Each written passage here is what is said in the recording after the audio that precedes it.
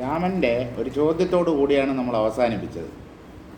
20ാമത്തെ ശ്ലോകം. ആ ചോദ്യം ഒന്നുകൂടെ വായിച്ചിട്ട് നമുക്ക് വസിഷ്ഠ മഹർഷിയുടെ ഉത്തരത്തിലേക്ക് കിടക്കാം. ശ്രീരാമ ഉവാച സബ്രഹ്മാണ്ഡകപാടഃ കിം ന സംപ്രാപ്തോ വിപശ്ചിത ത്വയൈതത്കഥിതം ബ്രഹ്മൻ ന കഥം വദതാംബര. ബ്രഹ്മാണ്ഡത്തിൻ്റെ കവാടം വരെ എത്തി, പക്ഷേ അതിന് അപ്പുറത്തേക്ക് പോകാൻ പറ്റിയില്ല. അതായത് ദൃശ്യപ്രപഞ്ചത്തിൻ്റെ അന്തം കാണാൻ രണ്ട് വിപശ്ചിത്തുക്കൾക്കും കഴിഞ്ഞില്ല. അതെന്തുകൊണ്ടാണ് അവർക്കത് പറ്റാത്തത്? ദൃശ്യമെന്നുള്ളത് മായയാണ്, വാസ്തവത്തിൽ ഇല്ലാത്തതാണ്. ഇല്ലാത്തതിൻ്റെ അവസാനം അന്വേഷിച്ച് പോകുന്നവന് ഒരിടത്തും ചെന്നെത്താൻ പറ്റില്ല. വീണ്ടും ഈ രാമൻ്റെ ചോദ്യം രാമൻ ആവർത്തിക്കുകയാണ്. ത്വയൈതത് കഥിതം ബ്രഹ്മൻ നകഥം വദതാംബര. വാഗ്മികളിൽ ശ്രേഷ്ഠനായ അല്ലയോ വസിഷ്ഠ മഹർഷേ, അങ്ങ് എന്തുകൊണ്ടാണ് ഈ വിപശ്ചിത്തുകൾ ദൃശ്യത്തിൻ്റെ അന്തം കണ്ടെത്താതെ ഇരുന്നത്? ബ്രഹ്മാണ്ഡ കവാടം വരെ എത്തിച്ചേർന്നിട്ടും അവർക്ക് എന്തുകൊണ്ട് ദൃശ്യമണ്ഡലത്തിൻ്റെ അവസാനം കണ്ടെത്താൻ കഴിഞ്ഞില്ല? ഒരു ബ്രഹ്മാണ്ഡം താണ്ടിക്കടന്ന് അതിൻ്റെ അപ്പുറത്തേക്ക് പോകുമ്പോൾ ഒരു കൂരിരുട്ടാണ്. അവിദ്യ അല്ലെങ്കിൽ അജ്ഞാനം, അവ്യാകൃതം, അവ്യക്തം എന്നൊക്കെ പറയുന്നത് ഒന്ന് തന്നെയാണ്. ഒരു ഇരുണ്ട മറയാണ്. അതാണ് ഒരു ദൃശ്യമണ്ഡലത്തിൻ്റെ അവസാനം എന്ന് പറയുന്നത്. പക്ഷേ ആ മറയും കഴിഞ്ഞ് അപ്പുറത്തേക്ക് പോകുമ്പോൾ പുതിയ ഒരു ദൃശ്യമണ്ഡലം ആരംഭിക്കുകയാണ്. മറ്റൊരു ബ്രഹ്മാണ്ഡം ആരംഭിക്കുന്നു. എന്തുകൊണ്ടാണ് ഈ ദൃശ്യത്തിന് അന്തം കാണാൻ വിപശ്ചിത്തുകൾക്ക് കഴിയാതിരുന്നത്? ഈ ചോദ്യത്തോടു കൂടിയാണ് നമ്മൾ നിർത്തിയത്. ഇതിൻ്റെ മറുപടി വായിക്കാം. ശ്രീ വസിഷ്ഠ ഉവാച. വസിഷ്ഠ മഹർഷി പറഞ്ഞു, ജാതേനൈവ വിരിഞ്ചേന പുരാ ബ്രഹ്മാണ്ഡമണ്ഡലം ദ്വാഭ്യാമധസ്താദൂർധ്വാത് സ്വഭുജാഭ്യാം പ്രവിദാരിതം. ഈ ബ്രഹ്മദേവൻ പ്രപഞ്ചത്തെ സൃഷ്ടിച്ചു എന്ന് പറയുന്നു. പക്ഷേ ഈ ബ്രഹ്മദേവൻ ഒരു മുട്ടയിൽ നിന്ന് പുറത്തു വരുന്ന കോഴിക്കുഞ്ഞിനെ പോലെ പുറത്തു വന്നയാളാണ്. ബ്രഹ്മാണ്ഡത്തിനകത്തിരുന്നു കൊണ്ട് ആ ബ്രഹ്മാണ്ഡത്തെ പിളർന്നുകൊണ്ടാണ് ബ്രഹ്മദേവൻ പുറത്തേക്ക് വന്നത്. അതുകൊണ്ടാണ് ഈ പ്രപഞ്ചത്തെ ബ്രഹ്മ അണ്ഡം, അണ്ഡം എന്ന് പറഞ്ഞാൽ മുട്ട, ഒരു പക്ഷിക്കുഞ്ഞ് എങ്ങനെയാണോ മുട്ടയുടെ തോട് പൊട്ടിച്ച് പുറത്തേക്ക് വരുന്നത്, അതുപോലെ ബ്രഹ്മാണ്ഡത്തെ ഭേദിച്ചുകൊണ്ട് അതിൻ്റെ ഉള്ളിൽ നിന്നും പുറത്തു വന്നവനാണ് സൃഷ്ടികർത്താവായ ബ്രഹ്മദേവൻ. അതുകൊണ്ടാണ് ഈ പ്രപഞ്ചത്തിന് ബ്രഹ്മാണ്ഡം എന്ന പേര് വന്നത്. അപ്പോൾ ബ്രഹ്മദേവൻ ഒരു പക്ഷിക്കുഞ്ഞിനെ പോലെയാണ്. നേരത്തെ അദ്ദേഹം ഈ ബ്രഹ്മാണ്ഡത്തിനകത്തുണ്ടായിരുന്നു. വിരിഞ്ചി അഥവാ ബ്രഹ്മദേവൻ ജനിച്ചപ്പോൾ തന്നെ, പണ്ട് അദ്ദേഹം എന്നാണ് ജനിച്ചത് എന്നുള്ളതിനെക്കുറിച്ച് ആർക്കും ഒരു നിശ്ചയവുമില്ല. ദേശകാലങ്ങൾ പ്രത്യക്ഷപ്പെടുന്നതിന് മുമ്പേയാണ് അദ്ദേഹം ജനിച്ചത്. അദ്ദേഹം ഈ ബ്രഹ്മാണ്ഡ മണ്ഡലത്തെ രണ്ടായി വിഭജിച്ചു. ഒരു ഗോളാകൃതിയിലുള്ള അല്ലെങ്കിൽ ഒരു അണ്ഡാകൃതിയിലുള്ള ഒന്നായിരുന്നു ഈ പ്രപഞ്ചം. ദ്വാഭ്യാമധസ്താദൂർധ്വാത്. ആ ബ്രഹ്മാണ്ഡത്തെ പിളർന്നുകൊണ്ട് ഒരു മുട്ടത്തോട് പൊട്ടിച്ച് കോഴിക്കുഞ്ഞ് പുറത്തു വരുന്നത് പോലെ മുകളിലും താഴെയുമായി രണ്ട് ഭാഗങ്ങളായി സ്വഭുജാഭ്യാം, തൻ്റെ കൈകൾ കൊണ്ട് പിളർന്നുകൊണ്ടാണ് ബ്രഹ്മദേവൻ പുറത്തേക്ക് വന്നത്. നമ്മൾ കേട്ടിട്ടുള്ള വിവരണം ഇതല്ല. മഹാവിഷ്ണുവിൻ്റെ നാഭികമലത്തിൽ ഒരു ദിവസം പൊടുന്നനവേ ഒരു കാരണവുമില്ലാതെ പ്രത്യക്ഷപ്പെട്ട ഒരാളാണ് ഈ ബ്രഹ്മദേവൻ എന്നാണ് നമ്മൾ ധരിച്ചിരിക്കുന്നത്. പക്ഷേ വസിഷ്ഠ മഹർഷിയുടെ വിവരണം വ്യത്യസ്തമാണ്.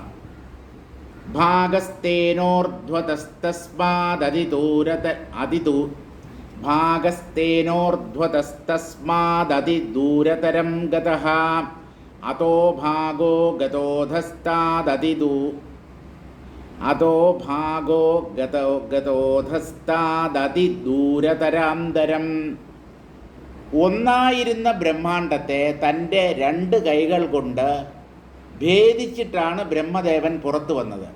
അപ്പോൾ ആ രണ്ട് ഭാഗങ്ങൾക്കും, ഭേദിക്കപ്പെട്ട ആ രണ്ട് ഭാഗങ്ങൾക്കും എന്ത് സംഭവിച്ചു എന്ന് ചോദിച്ചാൽ അവ വളരെ ദൂരം അകന്നുപോയി.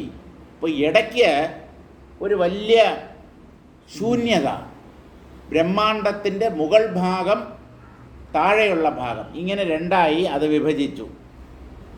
അവ തമ്മിൽ വളരെ വളരെ ദൂരെയായിരുന്നു. എന്ന് പറഞ്ഞാൽ കോടിക്കണക്കിന് മൈലുകൾ അല്ലെങ്കിൽ പ്രകാശവർഷങ്ങൾ അകലെയാണ്.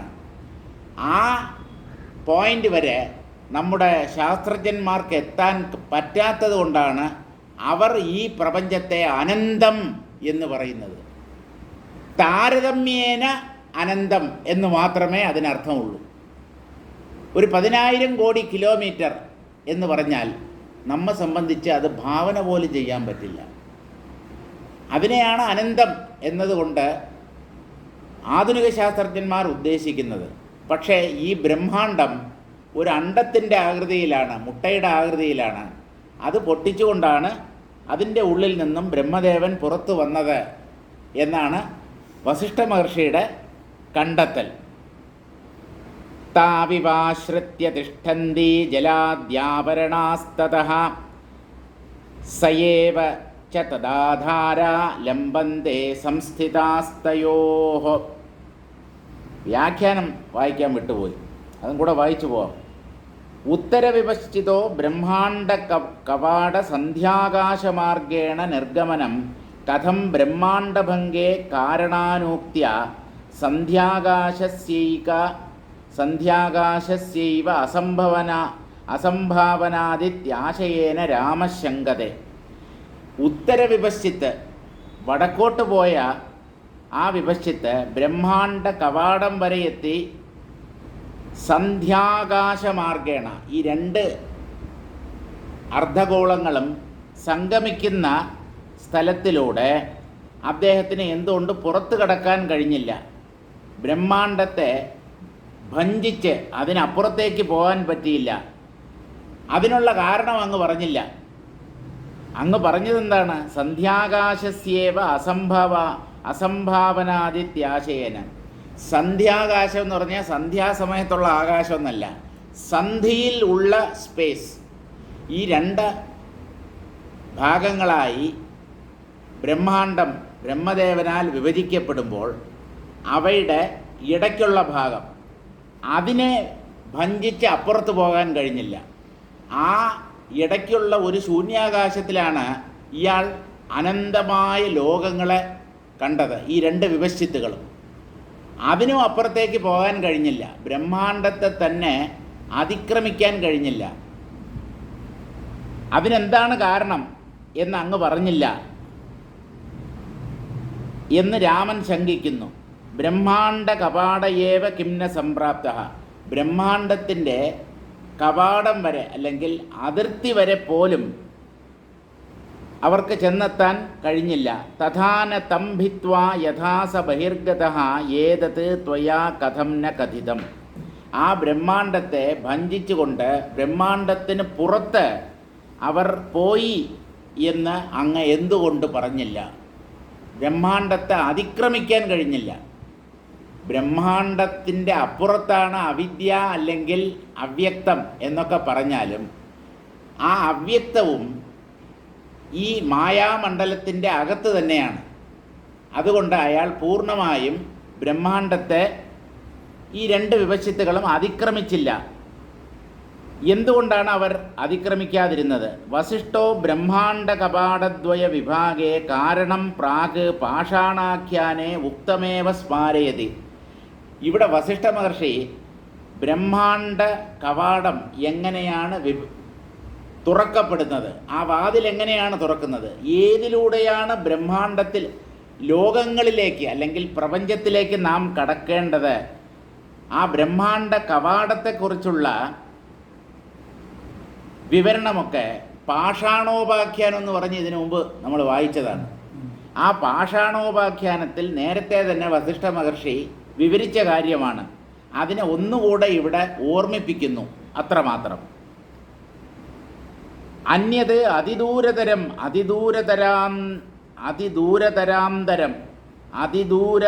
അന്തരമവധിഗത ഇതിവ.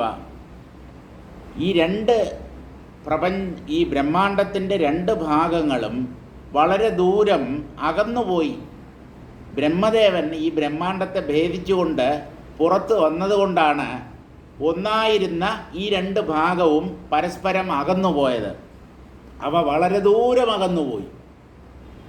നമുക്ക് ഭാവന ചെയ്യാൻ പറ്റാത്ത അത്രയും ദൂരം ബ്രഹ്മാണ്ടത്തിൻ്റെ രണ്ട് ഭാഗങ്ങളും തമ്മിൽ അകന്നുപോയി. താവിവാശ്രിത്യ തിഷ്ഠന്തി ജലാദ്യാവരണാസ്തതഃ തയേവ ച തദാധാരാ ലംബന്തേ സംസ്ഥിതാസ്തയോഃ. ഈ രണ്ട് ബ്രഹ്മാണ്ട ഭാഗങ്ങളെ ആശ്രയിച്ചാണ് ജലം, അഗ്നി, വായു, ആകാശം തുടങ്ങിയ ആവരണങ്ങൾ സ്ഥിതി ചെയ്യുന്നത്. അത് ബ്രഹ്മാണ്ടത്തെ വലയം ചെയ്ത് നിൽക്കുന്ന ആവരണങ്ങളാണ്. ഈ രണ്ട് ബ്രഹ്മാണ്ട വിഭാഗത്തെയും, അതായത് മുട്ടത്തോട് പൊട്ടിയതുപോലെയുള്ള ആ രണ്ട് ഭാഗത്തെ ആശ്രയിച്ചാണ് അതിനെ പൊതിഞ്ഞുള്ള മറ്റ് 4 ആവരണങ്ങളും.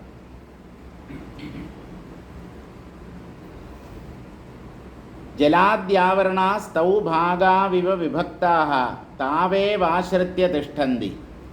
ജലം മുതലായ ആവരണങ്ങൾ ഈ ബ്രഹ്മാണ്ടത്തിനെ ചുറ്റി അല്ലെങ്കിൽ അതിന് ചുറ്റുമായി കാണപ്പെടുന്നു എന്ന് പറഞ്ഞത് അത് ബ്രഹ്മാണ്ടത്തിൻ്റെ തന്നെ ഭാഗങ്ങളാണ്. ഈ രണ്ട് ഭാഗങ്ങളെ ആശ്രയിച്ചാണ് ജലം തുടങ്ങിയ മറ്റ് 4 ആവരണങ്ങൾ. ആശ്രിത്യ സ്ഥിതി സാധാരണീ വിഭക്തതാതു ജലാവരണമാത്രസ്യേതി പ്രാഗുപവാദിതമേവ.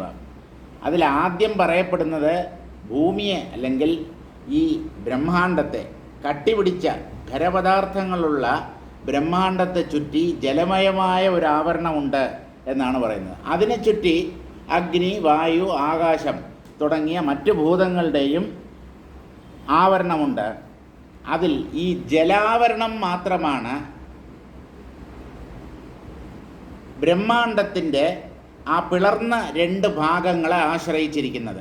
അതിനപ്പുറമുള്ള മറ്റു 3 ആവരണങ്ങൾ, അഗ്നി, വായു, ആകാശം, ഈ 3 ആവരണങ്ങളും ഒന്നിനെയും ആശ്രയിക്കാതെ തന്നെയാണ് സ്ഥിതി ചെയ്യുന്നത്.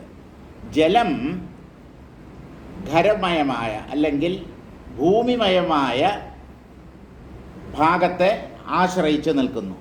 അതിന് ഒരാശ്രയം വേണം. ഈ ഭൂമി ആ ജലമയമായ ആവരണത്തെ ആകർഷിക്കുന്നത് കൊണ്ടാണ് ആ ജലമയമായ ആവരണം താഴേക്ക് വീണു പോകാത്തത്. ഗുരുത്വാകർഷണം കൊണ്ടാണ് അതങ്ങനെ നിൽക്കുന്നത്. ഏതയോർമധ്യമാകാശം വിദുരണ്ടകപാടയോഃ അപാരാപാരമാനീലമിതമാലക്ഷ്യത്തെ തുയതേ. ഏതയോർ മധ്യം. ബ്രഹ്മദേവൻ ബ്രഹ്മാണ്ടത്തെ 2ആയി പിളർന്നു. അപ്പോഴാണ് പ്രപഞ്ചം 2 ഭാഗങ്ങളായി തിരിഞ്ഞത്. ആ 2 ഭാഗങ്ങളുടെ മധ്യത്തിൽ ആകാശം കാണപ്പെടുന്നു. ആകാശം എന്ന് പറഞ്ഞാൽ അവിടെ വേറൊന്നുമില്ല. പഞ്ചഭൂതങ്ങളിൽ 4 എണ്ണവും അവിടെയില്ല. ആകാശം, ശൂന്യാകാശം മാത്രമേ അവിടെയുള്ളൂ. അപാരാവാരം, മറുകര കാണാൻ പറ്റാത്തതാണ് ആ ആകാശം. ആനീലം, നീല നിറത്തിലുള്ളതാണ്. എപ്പോഴും ഈ അനന്തത എന്ന് പറയുന്നത് നീല നിറത്തിലാണ് കാണപ്പെടുക. അനന്തത എന്ന് പറഞ്ഞാൽ മറുകര കാണാൻ പറ്റാത്ത ഒന്ന് നീല നിറത്തിൽ കാണപ്പെടും. അല്ലെങ്കിൽ നീല നിറത്തിൽ കാണപ്പെടുന്നതായി വിവരിക്കപ്പെടുന്നത് അനന്തമായ ഒന്നായിരിക്കും. നമ്മുടെ അനുഭവത്തിൽ തന്നെ നീല നിറത്തിലുള്ള 2 തത്വങ്ങളുണ്ട്. ഒന്ന് നീലക്കടലും മറ്റേത് നീലാകാശവും. ആകാശം, കടൽ, ഈ രണ്ടെണ്ണം നീല നിറത്തിലാണ് കാണപ്പെടുന്നത്. രണ്ടും അനന്തവും അപാരവുമാണ്. കൃഷ്ണന് നീലനിറം, ശ്യാമവർണം ഉള്ളതായി എന്തിന് ചിത്രീകരിച്ചു എന്ന് ചോദിച്ചാൽ അത് അനന്തമായ ആത്മതത്വത്തിൻ്റെ സൂചകമാണ്. കൃഷ്ണൻ എന്ന് പറഞ്ഞാൽ പരമാത്മാവ്, അത് അനന്തമായി വ്യാപിച്ചു കിടക്കുന്ന തത്വമാണ്. പ്രപഞ്ചത്തിനപ്പുറത്തും അത് പരന്നു കിടക്കുന്നു. അങ്ങനെ അനന്തമായ ബോധതത്വമാണ് കൃഷ്ണനായി അവതരിച്ചത്. പൂർണ്ണാവതാരമായ കൃഷ്ണൻ എന്ന് മനസ്സിലാക്കി തരാൻ വേണ്ടിയാണ് കൃഷ്ണന് നീല നിറം ഉള്ളതായി ശാസ്ത്രങ്ങളിൽ പറഞ്ഞത്. ഭാഗവതത്തിലായാലും എല്ലാ ഗ്രന്ഥങ്ങളിലും കൃഷ്ണനും രാമനും ശ്യാമവർണ്ണമാണ്. കൃഷ്ണന് മാത്രമല്ല, ശ്യാമവർണ്ണം എന്ന് പറഞ്ഞാൽ നീലയും കറുപ്പും കലർന്ന വർണ്ണം. ബ്ലൂയിഷ് ബ്ലാക്ക് എന്ന് പറയാം, ബ്ലാക്കിഷ് ബ്ലൂ എന്ന് പറയാം. എങ്ങനെ പറഞ്ഞാലും വേണ്ടില്ല, നീലയുടെയും കറുപ്പിൻ്റെയും ഒരു സങ്കരമാണ് ഈ ശ്യാമവർണ്ണം എന്ന് പറയുന്നത്. ശ്യാമസുന്ദര മോഹന ഗോപാല എന്നൊക്കെ കീർത്തനമുണ്ട്. അതൊരു അഴകാണ് എന്നാണ്. കരിക്കട്ട പോലെ കറുത്തതല്ല, കറുപ്പും നീലവും കലർന്ന ഒരു നിറം. അത് അനന്തതയെ സൂചിപ്പിക്കുന്നു. അനന്തമായ ആത്മതത്വം തന്നെയാണ് രാമനായും കൃഷ്ണനായും അവതരിച്ചത് എന്ന് മനസ്സിലാക്കി തരാനാണ് ആ നിറസങ്കല്പം. അപാരാവാരം ആനീലമിതം ആലക്ഷ്യത്തെ തുയത്. ഈ കാണപ്പെടുന്ന നമ്മൾ ആകാശം എന്ന് പറയുന്നത് അന്തമില്ലാത്തതാണ്. അത് ബ്രഹ്മാണ്ടത്തിൻ്റെ രണ്ട് ഭാഗങ്ങളുടെ ഇടയ്ക്ക് കാണപ്പെടുന്നതാണ്.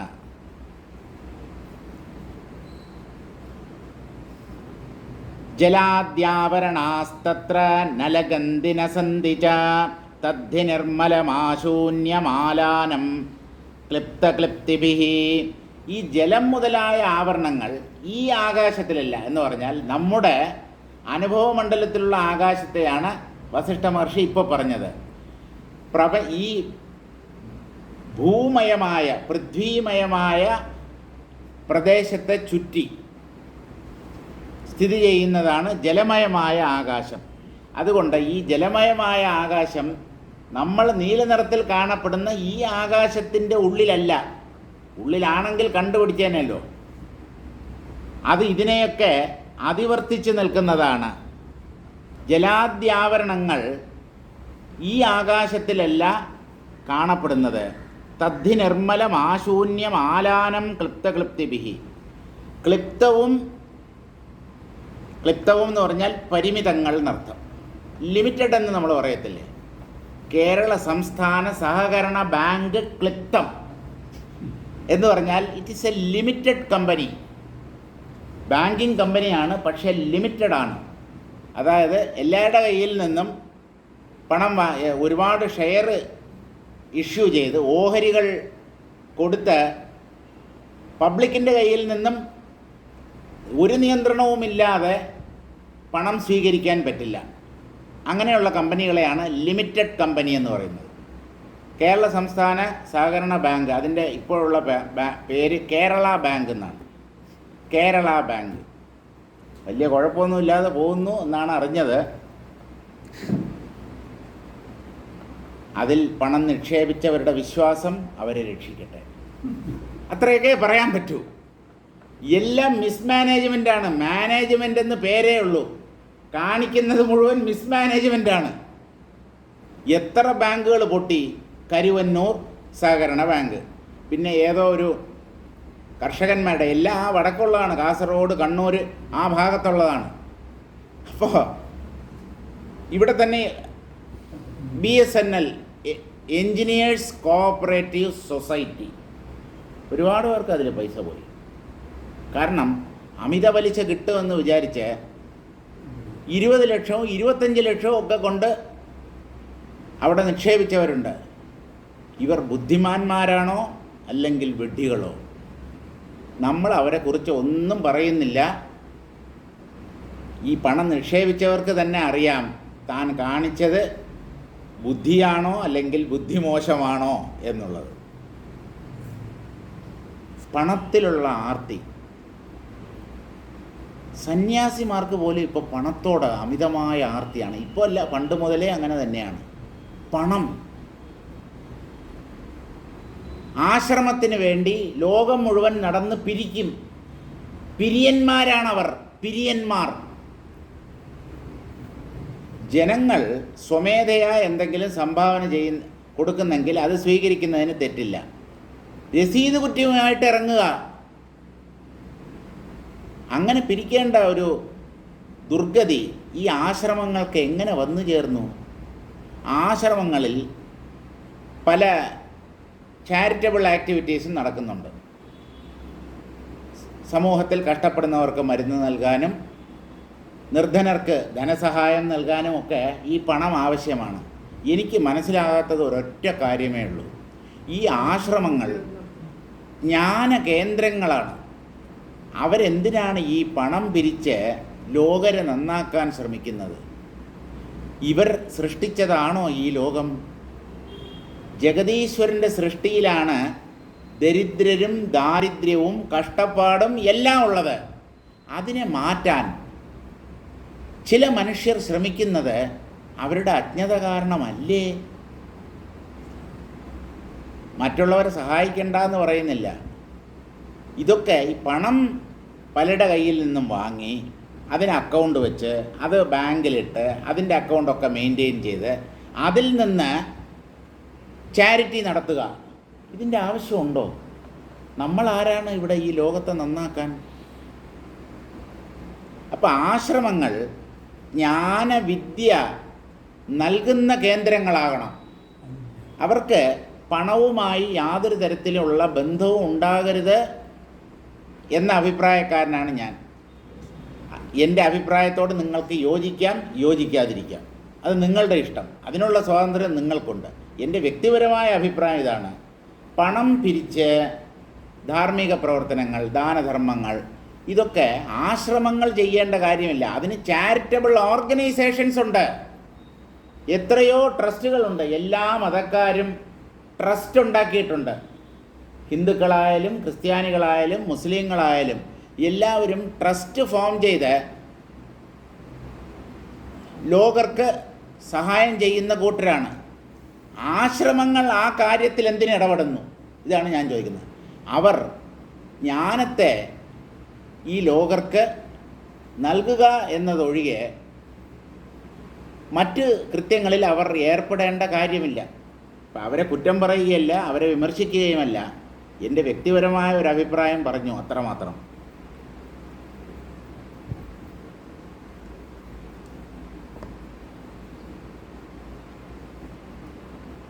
തത്ര ആകാശേ അപാരത്വോക്തിരിത ഇതരഭൂതാപേക്ഷയാ വൈപുല്യഖ്യാപനായ.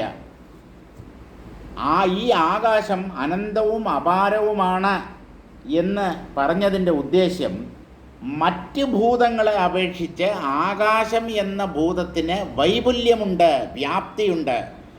ആകാശമാണ് ഇവിടെ ഏറ്റവും കൂടുതൽ. അതുകൊണ്ട് അനന്തമായ ആകാശം എന്ന് പറഞ്ഞു. മറ്റ് 4 ഭൂതങ്ങളും ഈ ആകാശം എന്ന ഭൂതത്തെ അപേക്ഷിച്ച് വളരെ കുറവാണ്. അപ്പോൾ ഏതിനാണോ ആധിക്യം, ഏതിനാണോ പ്രാമുഖ്യം അല്ലെങ്കിൽ വൈപുല്യം, അതിനെ ആശ്രയിച്ച് അനന്തമായ ആകാശം എന്ന് പറഞ്ഞു. വാസ്തവത്തിൽ ആ ആകാശത്തിനപ്പുറത്ത് പിന്നെയും മറ്റ് 4 ഭൂതങ്ങളുടെയും കാഴ്ച ബാക്കിയുണ്ട്. അന്യഥാ ബാഹ്യാകാശാവരണസ്യ പൂർവാവരണ ദശഗുണ പരിണാമത്വ അനുഭവത്തെ. എന്തിനിങ്ങനെ പറഞ്ഞു എന്ന് ചോദിച്ചാൽ, ബ്രഹ്മാണ്ടത്തെ ചുറ്റി ജലമയമായ ഒരാവരണം, അതിനെ ചുറ്റി അഗ്നി, അതിനു ചുറ്റും വായു, അതിനു ചുറ്റും പിന്നെയും ഒരു ആകാശം. അപ്പോൾ ഈ ആകാശ ആവരണത്തെ വർണ്ണിച്ചിട്ടുണ്ടെങ്കിലും ആ ആകാശമല്ല നമ്മുടെ അനുഭവത്തിലുള്ള ആകാശം.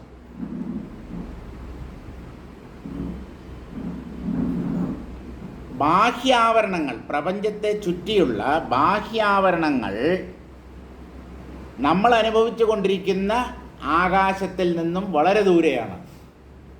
നമ്മുടെ അനുഭവത്തിലുള്ള ഈ ആകാശം, ശൂന്യാകാശം അല്ലെങ്കിൽ സർവത്ര വ്യാപിച്ചിരിക്കുന്ന ആകാശം, ഇടം, അതല്ല ആകാശമയമായ ആവരണം എന്നതുകൊണ്ട് വസിഷ്ഠ മഹർഷി ഉദ്ദേശിക്കുന്നത്.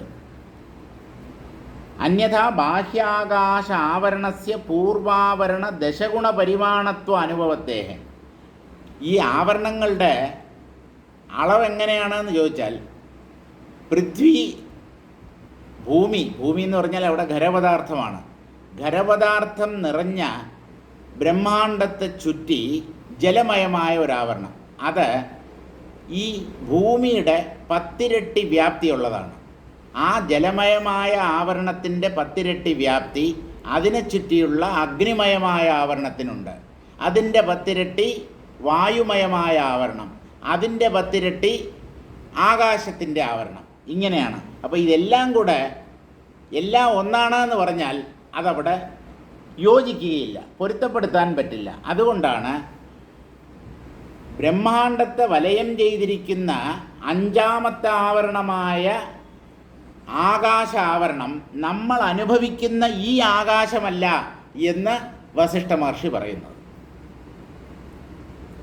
തദഗ്രേ ബ്രഹ്മാകാശ വർണ്ണന അയോഗാച്ച. ഈ ആകാശമാണ് അവസാനം പറയപ്പെട്ട 5ാമത്തെ ആവരണമായ ആകാശം എന്ന് കരുതിയാൽ അത് യുക്തിക്ക് നിരക്കുന്നതല്ല.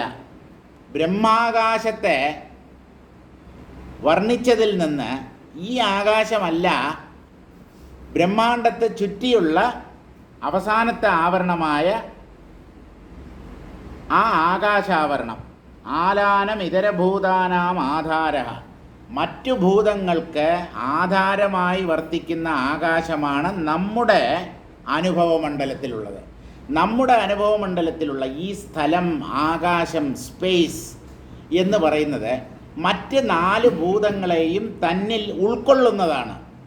അതിനെക്കുറിച്ചല്ല വസിഷ്ഠ മഹർഷി ആവരണമായി ചിത്രീകരിച്ചിരിക്കുന്നത്. അത് ഈ ബ്രഹ്മാണ്ടത്തിന് പുറത്താണ് എന്നാണ്. നമ്മുടെ ആകാശം ബ്രഹ്മാണ്ടത്തിൻ്റെ ഉള്ളിലുള്ള ആകാശം. അതുകൊണ്ട് ആകാശം എന്ന വാക്ക് കേട്ട് തെറ്റിദ്ധരിക്കേണ്ട. രണ്ടും ഉള്ള ആകാശമല്ല, നമ്മുടെ അനുഭവ മണ്ഡലത്തിലുള്ള ആകാശമല്ല. അതായത് നമ്മുടെ അനുഭവത്തിലുള്ള ആകാശത്തിൽ മറ്റ് 4 ഭൂതങ്ങളും ഭൗതികങ്ങളായ വസ്തുക്കളുമുണ്ട്.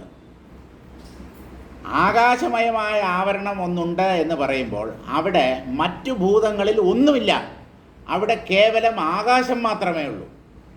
അതുകൊണ്ട് നമ്മൾ ഉദ്ദേശിക്കുന്ന ആകാശമല്ല ആകാശ ആവരണത്തിലുള്ളത്. എന്തായാലും ഇതൊന്നും നമ്മുടെ അറിവിന് വിഷയമാകുന്ന കാര്യങ്ങളല്ല. അങ്ങനെയൊക്കെ ഉണ്ട് എന്ന് സൂക്ഷ്മദർശികൾ കണ്ടെത്തി പറഞ്ഞിരിക്കുന്നു. അത് നമുക്ക് കേട്ടുകൊണ്ടിരിക്കാം.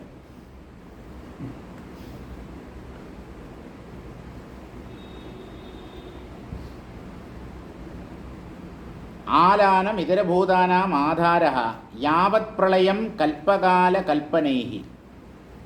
പ്രളയം വരെ നിലനിൽക്കുന്നതാണ് നമ്മുടെ അനുഭവമണ്ഡലത്തിലുള്ള ആകാശം. ഈ ആകാശം പ്രളയത്തിൽ അപ്രത്യക്ഷമാകും.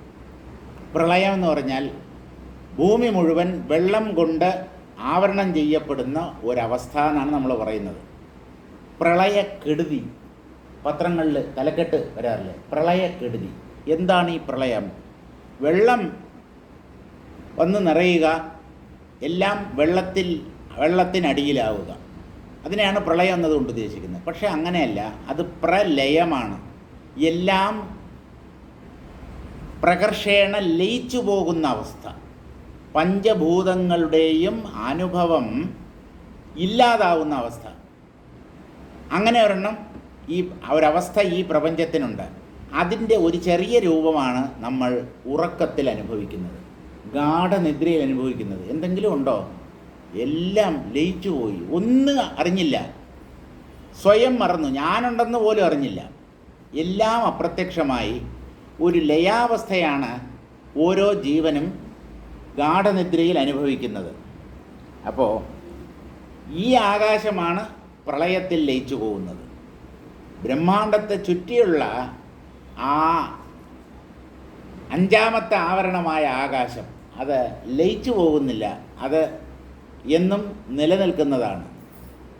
അതും ഭ്രമമാണ്, എല്ലാം ഭ്രമമാണ്. പക്ഷെ അതിൽ ഉണ്ടായി മറയുന്ന ഭ്രമങ്ങളുമുണ്ട്, ഉണ്ടാകാതെ മറയാതെ ശാശ്വതമായി സ്ഥിതി ചെയ്യുന്ന ഭ്രമങ്ങളുമുണ്ട്.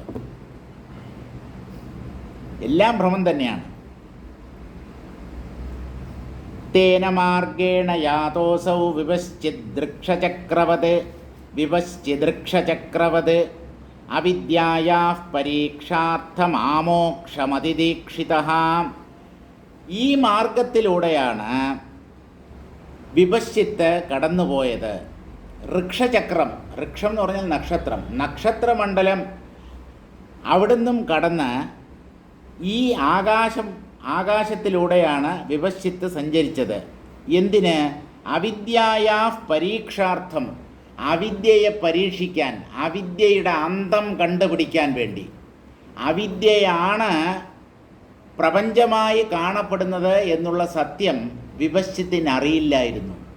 തൻ്റെ ഉള്ളിലുള്ള അവിദ്യ, ബ്രഹ്മത്തെ അറിയാതിരിക്കുന്ന അവസ്ഥ, അജ്ഞാനം, അതാണ് പ്രപഞ്ചാകാരേണ പുറത്ത് വർത്തിക്കുന്നത് എന്ന കാര്യം അറിയാത്തതുകൊണ്ട് അവിദ്യയുടെ അന്തം കണ്ടെത്താൻ വിപശ്ചിത്തുകൾക്ക് കഴിഞ്ഞില്ല. അവിദ്യയെ പരീക്ഷിക്കാൻ നോക്കി. അവിദ്യയുടെ അവസാനം എവിടെയാണ് എന്ന് അന്വേഷിച്ച് യാത്രയായി.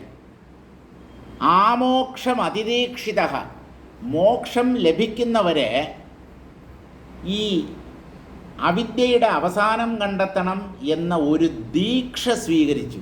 ഈ ദീക്ഷ എന്ന് പറയുന്നത് മന്ത്രദീക്ഷ, സന്യാസദീക്ഷ, വ്രതദീക്ഷ. ദീക്ഷ സ്വീകരിച്ചവൻ ദീക്ഷിതൻ. ദീക്ഷ എന്ന് പറഞ്ഞാൽ ഒരു ഉദാത്തമായ ലക്ഷ്യത്തെ പ്രാപിക്കാനായി നമ്മൾ ഒരു ആചാര്യനിൽ നിന്നും സ്വീകരിക്കുന്ന ഒരു ജീവിത പദ്ധതിയാണ് ദീക്ഷ എന്ന് പറയുന്നത്.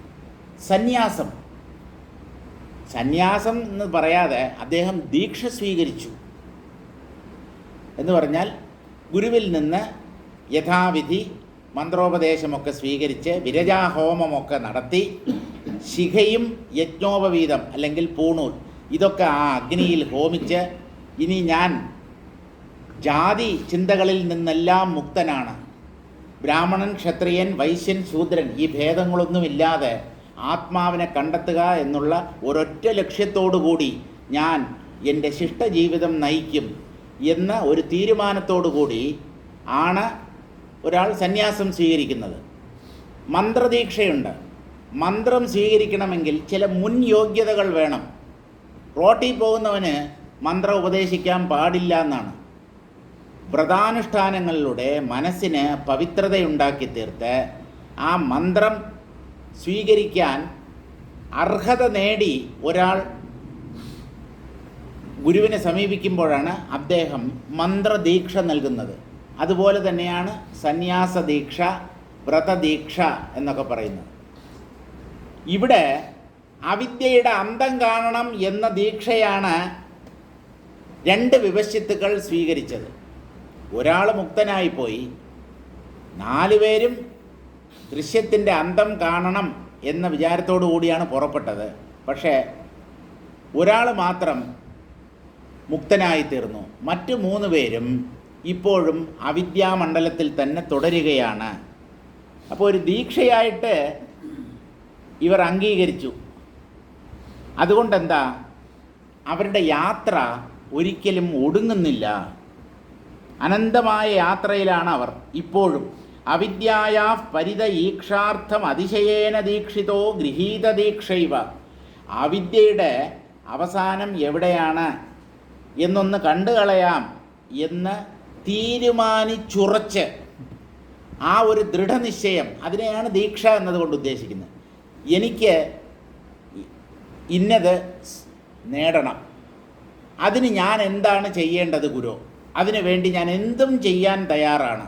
അങ്ങ് പറയുന്ന എന്തും ഞാൻ അക്ഷരം പ്രതി അനുസരിക്കാൻ തയ്യാറാണ് എന്ന് ഗുരുവാക്യത്തിൽ പൂർണ്ണമായി വിശ്വാസമർപ്പിച്ച് തൻ്റെ ലക്ഷ്യസ്ഥാനം നേടാൻ വേണ്ടി ഒരു സാധകൻ അംഗീകരിക്കുന്ന ജീവിത പദ്ധതിയോ ജീവിത രീതിയോ ആണ് ഈ ദീക്ഷ എന്ന പേരിൽ അറിയപ്പെടുന്നത്.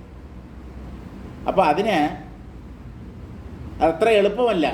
നമുക്ക് ഈ നിയന്ത്രണം, നിഷ്ഠ, ഇതൊക്കെ നമ്മൾ ഇഷ്ടപ്പെടാത്ത കാര്യങ്ങളാണ്. വ്രതം, എന്തെങ്കിലും ഒരു വ്രതം ഒന്ന് ചെയ്യൂ, ഒരു ദിവസം ഉപവസിക്കൂ. എനിക്ക് ഒരു നേരം ഭക്ഷണം കഴിക്കാതിരിക്കാൻ പറ്റില്ല, പിന്നെയല്ലേ ഒരു ദിവസം മുഴുവൻ ഭക്ഷണം കഴിക്കാതിരിക്കുക എന്നുള്ളത്. അതൊന്നും എന്നെക്കൊണ്ട് പറ്റില്ല. ഈ മന്ത്രം 1008 പ്രാവശ്യം ഉരുവിടൂ, ജപിക്കൂ എന്ന് പറഞ്ഞു കഴിഞ്ഞാൽ 1008 പ്രാവശ്യം ജപിക്കണമെങ്കിൽ എത്ര സമയം വേണ്ടി വരും?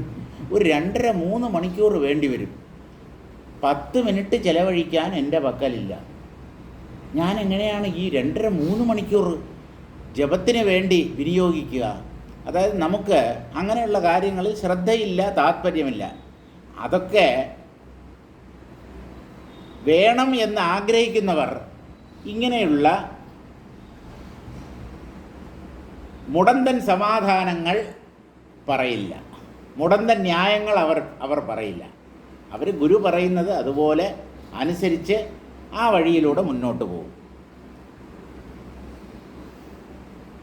അപ്പോൾ അവിദ്യയുടെ അവസാനം കണ്ടെത്താൻ വേണ്ടി തീരുമാനിച്ചുറച്ച് ഒരു ദീക്ഷിതൻ എങ്ങനെയാണോ ദീക്ഷ സ്വീകരിച്ച് തൻ്റെ ലക്ഷ്യം നേടാനായി മാത്രം പ്രയത്നിച്ചു കൊണ്ടിരിക്കുന്നത്, അതുപോലെ ഈ വിപശ്ചിത്തുകൾ അവിദ്യയുടെ അന്തം കാണാൻ തീരുമാനിച്ചു. പക്ഷേ അവിദ്യയ്ക്കുണ്ടോ അന്തം? അവിദ്യ ഇവരുടെ ഉള്ളിലാണ്. ദൃശ്യം എന്നുള്ളത് ദ്രഷ്ടാവിൻ്റെ ഭ്രമമാണ് എന്ന് തിരിച്ചറിയാത്തത് കൊണ്ടും ദൃശ്യം പുറത്ത് കാണപ്പെടുന്ന ഒന്നാണ് എന്ന് തെറ്റായി തീരുമാനിച്ചത് കൊണ്ടുമാണ് ഇവർ 4 ദിക്കിലേക്ക് യാത്ര തിരിച്ചത്. ദ്രഷ്ടാവിൻ്റെ ഭ്രമമാണ് ദൃശ്യം എന്നറിയാൻ കഴിഞ്ഞിരുന്നെങ്കിൽ ഇവർ ഇരുന്നിടത്ത് ഇരുന്ന് കണ്ണടച്ച് ഈ ദൃശ്യങ്ങളെ കാണുന്നവനാര് എന്ന് ദ്രഷ്ടാവിൽ ശ്രദ്ധ കേന്ദ്രീകരിച്ചേനെ.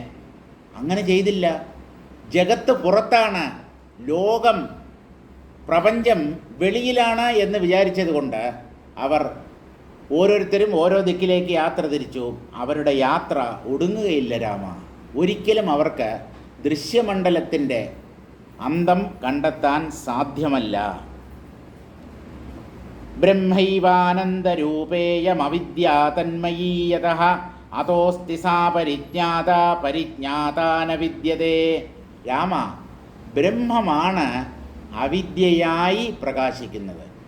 അവിദ്യയാണ് പ്രപഞ്ചമായി പുറത്ത് കാണപ്പെടുന്നത്. അപ്പോൾ ഈ ദൃശ്യപ്രപഞ്ചത്തെ ബ്രഹ്മം എന്ന് തീരുമാനിച്ചിരുന്നെങ്കിൽ ഇവരുടെ യാത്ര തന്നെ ഒഴിവാക്കാമായിരുന്നു. ഈ പൊല്ലാപ്പിനൊന്നും പോകേണ്ട ഒരു കാര്യവുമില്ലായിരുന്നു. ഈ കഥ നമ്മൾ നല്ലതുപോലെ മനസ്സിലാക്കിയാൽ നമ്മുടെ ശാസ്ത്രജ്ഞന്മാരെല്ലാം ഓരോ തരത്തിലുള്ള വിപശ്ചിത്തുകളാണ് എന്ന് കാണാൻ പറ്റും. എല്ലാവരും പുറം ലോകത്ത് അന്വേഷിക്കുന്നവരാണ്. 4 വിപശ്ചിത്തുകളുടെ കാര്യം മാത്രമേ വസിഷ്ഠ മഹർഷി പറഞ്ഞുള്ളൂ. 400-ഓ 4000-ഓ 4 ലക്ഷമോ വിപശ്ചിത്തുകളാണ് ശാസ്ത്രജ്ഞന്മാരായി ഇപ്പോഴും ഈ ലോകത്ത് കഴിയുന്നത്. അവർ റിസർച്ച് ചെയ്യുകയാണ്, ഗവേഷണം. ഈ ഗവേഷണം എന്നുള്ള വാക്ക്, അതിൻ്റെ ഉത്പത്തി അന്വേഷിച്ച് പോയാൽ നല്ല രസമാണ്. പശുവിനെ അന്വേഷിക്കുക എന്നാണ് ആ വാക്കിൻ്റെ അർത്ഥം. ഗോക്കൾ എന്ന് പറഞ്ഞാൽ പശുക്കളാണല്ലോ. ഗവേഷണം. സാധാരണ രാവിലെ വീട്ടിൽ നിന്ന് പശുക്കളെ പറഞ്ഞയക്കും. ഈ പശുക്കൾക്ക് സ്വന്തം വീട്ടിലേക്ക് തിരിച്ച് വരാനുള്ള ഒരു കഴിവുണ്ടെന്നാണ്. അവ സാധാരണ വഴിതെറ്റി പോകാറില്ല. പോയതുപോലെ അതേ വഴിയിലൂടെ മടങ്ങി അന്തിയാകുമ്പോഴേക്ക് വീട്ടിലെത്തും. ഏതെങ്കിലും കാരണവശാൽ ഒരു പശു വീട്ടിൽ തിരിച്ചെത്തിയില്ല എങ്കിൽ ആ പശുവിനെ അന്വേഷിച്ച് ഉടമസ്ഥൻ യാത്രയാകും. ഈ പശുവിനെ തേടി പോകുന്ന ആ പ്രവൃത്തിയെയാണ് ഗവേഷണം എന്ന് പറയുന്നത്. അവസാനം അതെന്തായി എന്ന് പറഞ്ഞാൽ, എന്തെങ്കിലും ഒരു കാര്യത്തെ മനസ്സിലാക്കാനായി അതിനെക്കുറിച്ച് അന്വേഷിച്ച് പല പരീക്ഷണ നിരീക്ഷണങ്ങളിലൂടെയും അതിനെ തേടുന്നതിനെയെല്ലാം ഗവേഷണം എന്ന് നമ്മൾ പറയാൻ തുടങ്ങി. റിസർച്ച്. വാസ്തവത്തിൽ അത് പശുവിനെ അന്വേഷിച്ചുള്ള പോക്കാണ്. ബ്രഹ്മം തന്നെയാണ് അനന്തമായ അവിദ്യയായി കാണപ്പെടുന്നത്. അത് ബ്രഹ്മം തന്നെ രാമ, ബ്രഹ്മമല്ലാതെ മറ്റൊന്നല്ല ഈ അവിദ്യ എന്ന് പറയപ്പെടുന്നത്. അതോസ്തി സാ അപരിജ്ഞാത, ബ്രഹ്മമാണെന്ന് അറിയാൻ പറ്റാതെ ഇരിക്കുമ്പോൾ അവിദ്യ ഉണ്ടെന്ന് തോന്നും, അല്ലെങ്കിൽ അവിദ്യ വാസ്തവമാണ് എന്ന് തോന്നും. പരിജ്ഞാത ന വിദ്യതേ, ഈ അവിദ്യയുടെ സ്വരൂപം എന്താണെന്ന് ഒരാൾ വിശകലനത്തിലൂടെ മനസ്സിലാക്കി കഴിഞ്ഞാൽ പിന്നെ അവിദ്യയില്ല. പിന്നെ അവിദ്യയുടെ സ്ഥാനത്തിൽ ബ്രഹ്മം മാത്രമേ ഉണ്ടാവൂ. ബ്രഹ്മമാണ് അവിദ്യയായി പോലും പ്രകാശിച്ചത്.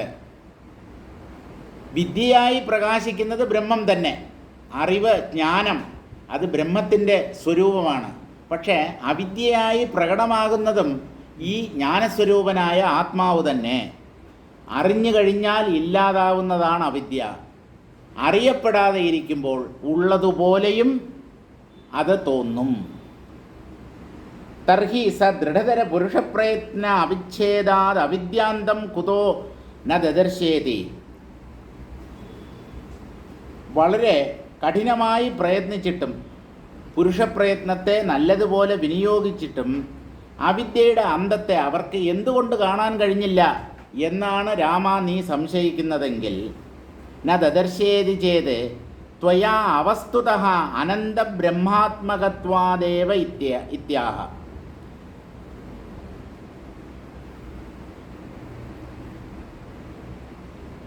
അവിദ്യ എന്നൊന്ന് വാസ്തവത്തിലില്ല.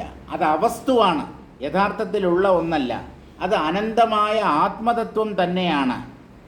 അത് അറിയാതിരിക്കുന്നത് കൊണ്ടാണ് അവിദ്യ സത്യം പോലെയായി തീർന്നത്. തർഹി തത്വജ്ഞൈഹി തദന്തഃ കഥം ദൃശ്യതേ തത്രാഹ.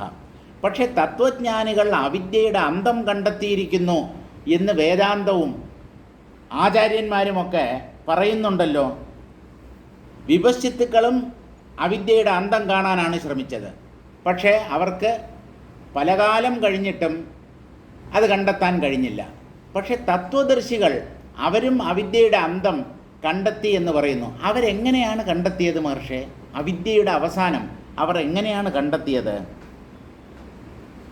അവർ കണ്ടെത്തിയത് ഈ അവിദ്യ പോലും ബ്രഹ്മമാണ് എന്ന് കണ്ടതുകൊണ്ടാണ്. അവിദ്യ എന്നൊന്ന് വാസ്തവത്തിലില്ല. ഇല്ലാത്ത ഒന്ന് ഉള്ളതുപോലെ തോന്നുന്നു, അതാണ് അവിദ്യ. അതിന് ഇല്ലാത്തതാണ് ബ്രഹ്മം മാത്രമേ ഇവിടെ ഉള്ളൂ, അവിദ്യയായി പ്രകാശിക്കുന്നത് പോലും അതുതന്നെ എന്ന് മനസ്സിലാക്കി അവർ അവിദ്യയെ അതിക്രമിച്ചു. അങ്ങനെ മാത്രമേ അവിദ്യയെ തരണം ചെയ്യാൻ പറ്റൂ. ഈ ദൃശ്യം എവിടെ അവസാനിക്കുന്നു എന്ന് അവിദ്യയുടെ ഉള്ളിൽ തിരഞ്ഞാൽ അവിദ്യ ഒരിക്കലും നമ്മെ വിട്ടുപോവുകയില്ല. ഏതൊന്നാണോ അവിദ്യയായി കാണപ്പെടുന്നത് അതിൽ ശ്രദ്ധ കേന്ദ്രീകരിക്കൂ. അപ്പോൾ ഈ അവിദ്യ വഴിമാറിത്തരും. അല്ലാതെ അവിദ്യ ഒരിക്കലും നമ്മെ വിട്ട് നീങ്ങുകയില്ല.